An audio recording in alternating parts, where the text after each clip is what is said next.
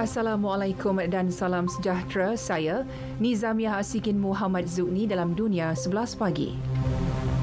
Yang di-Pertuan Agong Al-Sultan Abdullah Riayatuddin Al-Mustafa Billah Shah dan Raja Permaisuri Agong Tunku Hajah Azizah Aminah Maimunah Iskandariah berkenan berangkap melakukan kunjungan hormat ke atas Raja Britain Raja Charles III di Istana Buckingham, United Kingdom.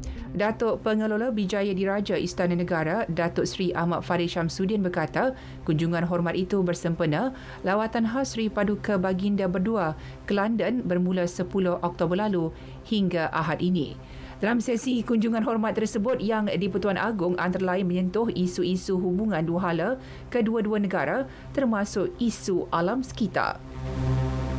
Seri Paduka Baginda turut berkenan menyempurnakan majlis perasmian projek hartanah ikonik pelaburan Malaysia iaitu Stesen Janakuasa Battersea di Central London menjelang pelancarannya kepada umum pada Jumaat. Keberangkatan tiba Al-Sultan Abdullah dan Tunku Hajah Azizah di Stesen Janakuasa Battersea antara lain disambut oleh pengerusi kumpulan PNB Tun Arifin Zakaria dan Menteri Kewangan Tengku Datuk Seri Zafrul Tengku Abdul Aziz. Yang di-Pertuan Agong menyempurnakan pembukaan stesen Janakuasa Battersea dengan menghidupkan semula kuasa secara simbolik di Dewan Turbin A yang tidak aktif selama lebih 40 tahun. Kini akan menempatkan sebahagian daripada pusat belah-belah stesen Janakuasa itu. Eropah berkemungkinan berdepan dengan satu lagi gelombang jangkitan COVID-19. Kenyataan bersama pengarah Eropah WHO Hans Kluge dan Tubuhan Kesihatan Sedunia dan Pusat Pencegahan dan Kawalan Penyakit Eropah ECDC menyebut kes mula meningkat di seluruh rantau itu. Rekod WHO menunjukkan terdapat peningkatan 8% kes COVID-19 pada minggu berakhir 2 Oktober berbanding minggu sebelumnya. G7 dan tabung kewangan antarabangsa IMF ikrar sokongan kewangan mereka kepada Ukraine. Negara itu kini berdepan siri serangan peluru berpandu Rusia dan memerlukan bantuan bulanan berbilion dolar. Menurut Ketua IMF, Kristalina Georgieva, keperluan pembiayaan Ukraine pada 2023 akan berkisar antara 3 hingga 4 bilion dolar sebulan. IMF juga akan mewujudkan forum ekonomi Ukraine untuk berkongsi maklumat dan menjelaskan keperluan pembiayaan.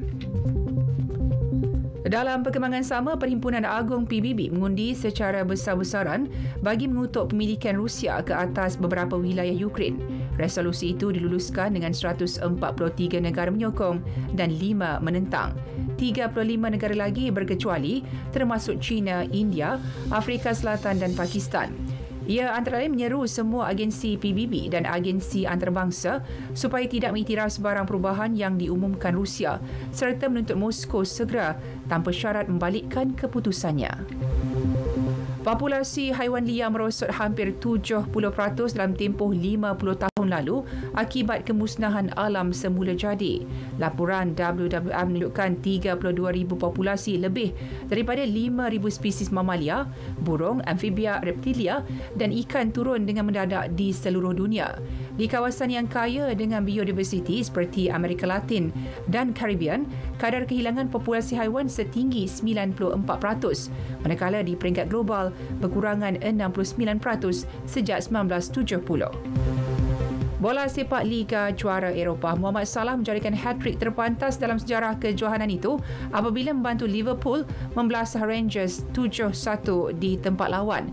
Bintang Messi itu hanya memerlukan 6 minit 12 saat untuk menjaringkan 3 gol. Selepas 4 perlawanan, The Reds kini di tangga kedua kumpulan A dengan 9 mata. Pendahulu Napoli kekal di puncak dengan 12 mata selepas menewaskan Ajax 4-2. Saingan kumpulan C pula menyaksikan Bayern Munich mengukuhkan cengkaman di tangga teratas setelah kalahkan Victoria Plzen 4-2. Manakala Barcelona seri 3-3 dengan Inter Milan. Sementara itu, Son Heung-min menjaringkan 2 gol untuk membantu Tottenham Hotspur menewaskan klub Jerman Eintracht Frankfurt 3-2 dalam saingan kumpulan D. Berbaki 2 lagi perlawanan menentang Sporting Lisbon dan Marseille, Tottenham kini menduduki tangga teratas kumpulan mengumpul 7 mata. Mendahului 1 mata berbanding Marseille di tempat kedua dan Sporting di tempat ketiga. Sekian berita yang disunting oleh Nisrin Muhammad Noh dari Pusat Berita RTM. Assalamualaikum dan salam keluarga Malaysia.